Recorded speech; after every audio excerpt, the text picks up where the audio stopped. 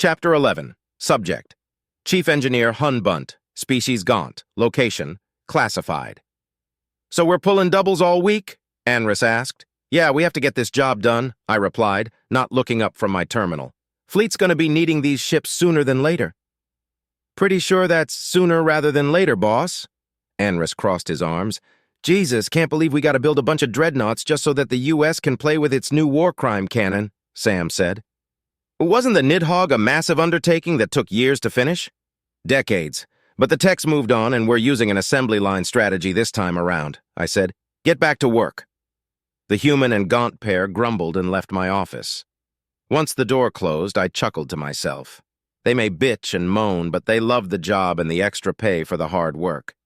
There's also the satisfaction of watching a ship that you built undock and fly away. I'd worked hard to get where I am, but I miss that feeling dearly. There's other things that I miss about working the lines, not knowing just how badly these dreadnoughts are needed for one thing.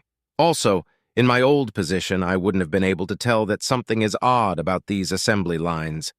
I'd gladly work doubles if it meant that I didn't have to worry about keeping secrets so damned often. Sam and Anris don't know how good they have it.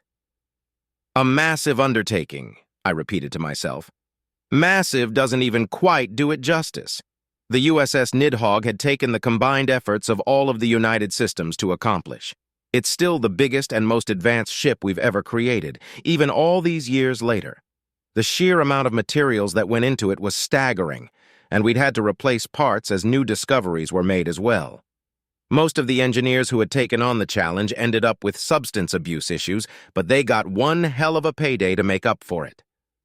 I sighed and closed my eyes, pressing my fingers against them slightly. We can get it done, and we can get it done on time. It's just a matter of strategy. The right workers in the right spots for the right amount of time. As long as the parts keep coming in on time, we'll be fine. A beep notified me that I had a new mail waiting for my eyes to open. Didn't even have to open my eyes to know who sent it, though. From USAI Omega to Chief Engineer Hun Bunt. Subject, staffing assignments. I finished the staff assignments for this week. New staff will arrive tomorrow. See attachment for details. New staff? We're fully staffed right now. What does it mean, new staff? Replacements or something? I opened the attachment and my jaw dropped. Omega was double staffing us. I leaned back in my chair and stared at the ceiling for a moment. Until now, I'd been told we were going to be pulling double shifts indefinitely, and I'd already spread the word. My guys are complaining about the long hours, but they'll complain even louder about the canceled overtime. I could probably spin it on them, though. Use their complaints about the double shifts to justify the change, and maybe even teach them a lesson while I'm at it. Yeah, right, that'd be the day.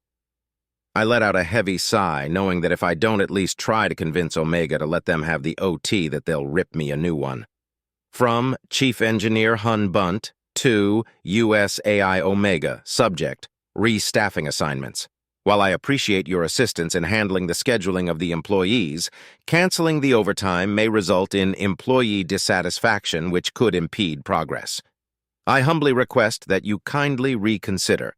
I reread the message a few times to make sure it sounded professional and that I hadn't made any spelling mistakes. Omega might be a machine, but it's a machine that tells my boss what to do, so I don't want to get on its bad side. Just need it to realize that the guys don't mean it when they're complaining about having to work long shifts. Some of them really need the money. "How?" a voice asked. I jumped and looked around, but there wasn't anyone else in my office. Where did that voice come from?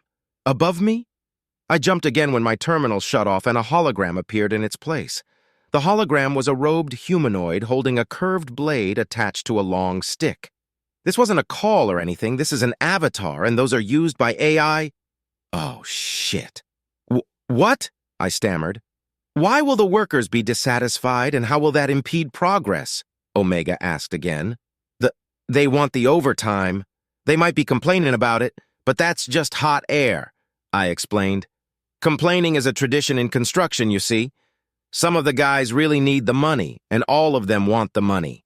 If we yank that carrot out from in front of them, they're not going to perform as efficiently.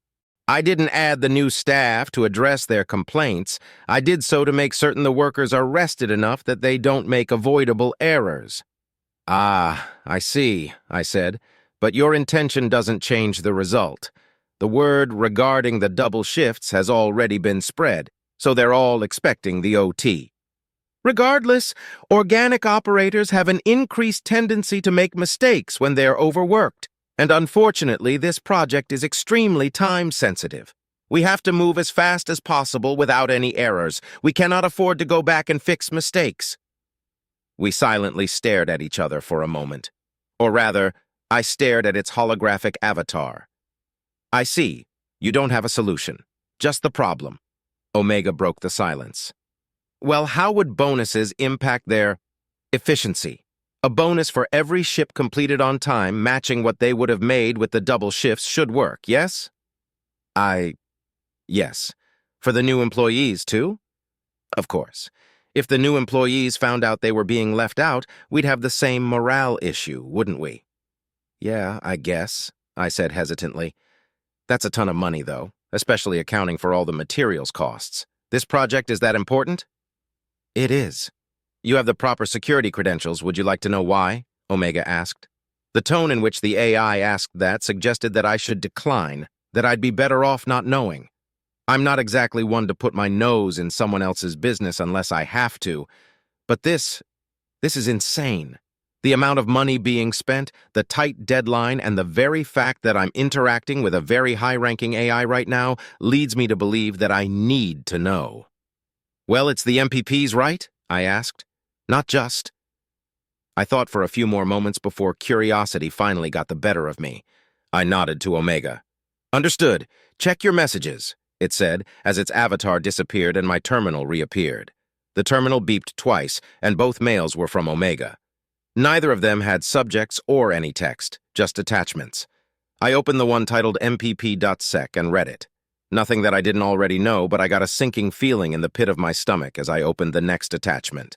Classified Tier 3, Pinurm 3, Skirmish After Action Report. Mission: Assist Republic Forces against Omni-Union Attack. System Information G2. V-Star, 3 planets, 1 habitable. Friendly Forces, EST. 1,500 Republic ships, 90 U.S. ships. Enemy Forces, EST. 1395000 ships, 1 MPP. Result: unknown enemy damages. All Allied forces lost. 82 U.S. ships lost. 6 U.S. ships damaged. Summary: the United Systems Quick Response Force assigned to Republic Space received a request for aid from Republic forces in Pinurm 3. The QRF was spread thin, supporting Republic forces elsewhere, but Rear Admiral Newsom was able to gather 90 ships to respond to the request for aid. Newsom did not have any scouts to spare, and as such was lacking critical mission intelligence, but due to the context of the request, he was expecting a heavy OU presence. His forces were met by 1,395,000 OU ships and 1 mobile prime platform, which immediately began firing. Rear Admiral Newsom was killed in action along with his ship and 82 of our vessels. Our vessels that were able to escape were not pursued. The Intention Mobile Prime Platform's AI is unknown, but it is suspected that it is attempting to establish a foothold. Recommendations: bolster the QRF. Monitor Pinurm 3 until Project Gungnir is complete. Allocate any and all necessary assets to expedite the completion of Project Gungnir. Assault Pinurm 3 ASAP.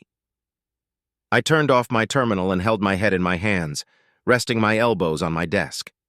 By the stars above and below, there's an MPP in Republic Space trying to establish a foothold.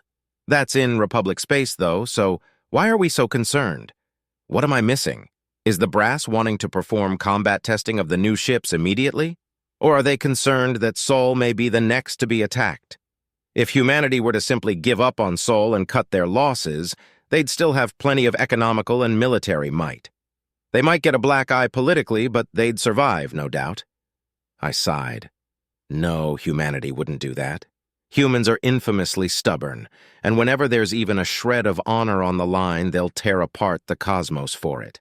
If an MPP showed up in Sol, they'd probably throw everything they have at it, dragging the entire U.S. along for the ride. It would be best if they used the Gungnir ships instead of the standard fleet, I guess. I ran my fingers through my hair and triggered the public address system. Attention all staff. This is Chief Engineer Bunt. Overtime has been canceled. New staff members are on their way to take over the double shifts. Instead of the OT, we'll be getting bonuses that are dependent on how quickly we do our job. Expect a mail with details soon. If you have questions, don't hesitate to ask your immediate superior.